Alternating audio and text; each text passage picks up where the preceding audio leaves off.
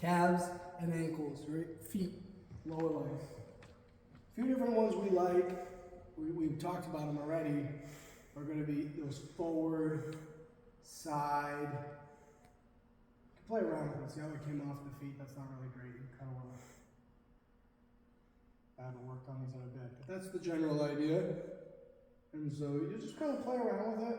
And I think what you'll find is you're strengthening and working all the muscles down here and tendons even.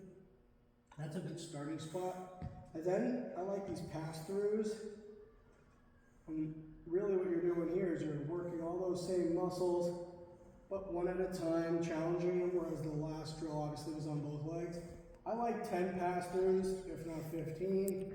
You're going to fatigue the muscle a little bit, fatigue the whole lower leg, and you're here, right? So 15 and 15. As far as the amount of reps, I say spend a couple minutes with each exercise.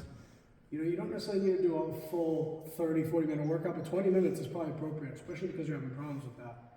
Then we talked about calf raises, but when you do your calf raises off 2 legs, you should be squeezing and holding at the top, so it'll be something like this.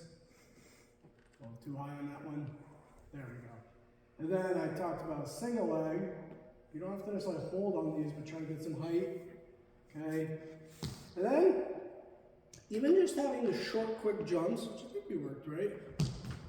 Yeah. These jumps, usually I do 15 seconds. And these jumps, a lot of that is going to be in your lower legs, right? So your calves to your ankles.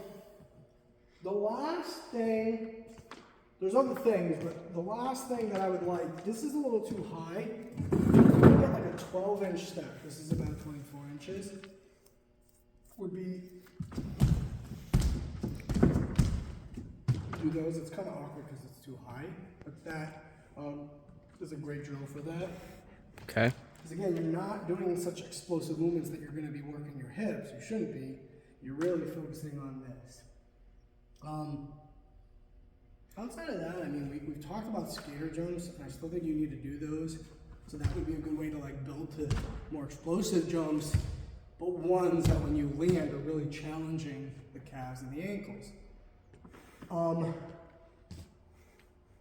Jumping rope will help, but usually we do that as its own kind of thing, or cardio. That said, maybe you do all this stuff and say, I'm gonna jump rope for 5 minutes.